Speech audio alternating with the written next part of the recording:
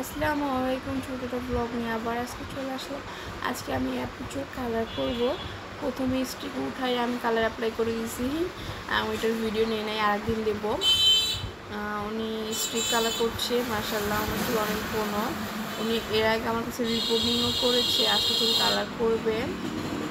আর ওনার চুল মাশাআল্লাহ অনেক ঘন। আর উনি দুলহান দেওয়ার কারণে চুলটা কতটা বাজে আসছে কালার দেখেন।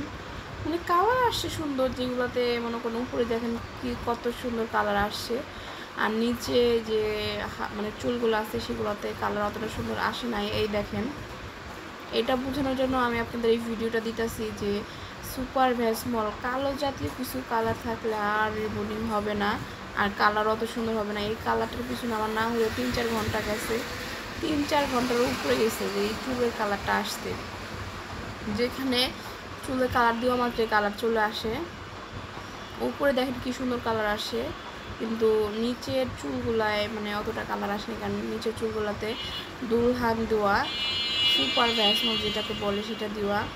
এগুলো দেবে বয়স্ক নানু দাদু, এরা দেবে কেন, যে ইয়াং জেনারেশনের মানুষ দেয় এগুলো দেওয়াটাই বাজে, এগুলো কখনোই দিবেন না।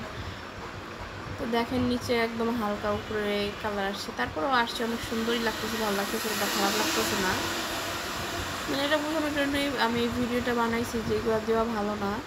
আর এই আপুটা আমাকে বলে রিবন্ডিং আমার কেমন হয়েছে, কিন্তু এখানে আমার কোনো কিছু করার নাই। আপনারা দোষ করে আসেন আর পার্লারের বদনাম হয়, ঠিক আছে? এগুলো কখনোই করবেন না, পার্লারের বদনাম হয়। এখানে এখানে আমাদের কোনো ফল্ট থাকে না, কিন্তু পরবর্তীতে এটা আমাদের ফল্ট ধরে বসেন আপনার।